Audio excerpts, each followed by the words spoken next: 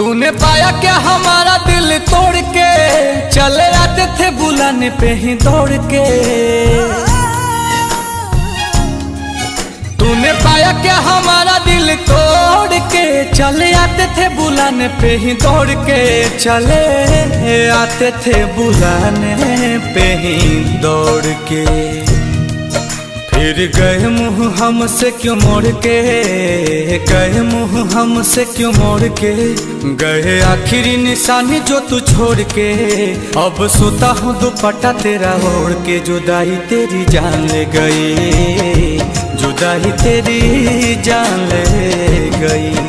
तुझे देखता हूँ साथ किसी और के, देखता हूँ साथ किसी और के। याद आती है पुराने उस दौर के। अब सोता हूँ दुपट्टा तेरा ओढ़ के। जुदाई तेरी जान ले गई, जुदाई तेरी जान ले गई। जब देखता हूँ साथ किसी और के।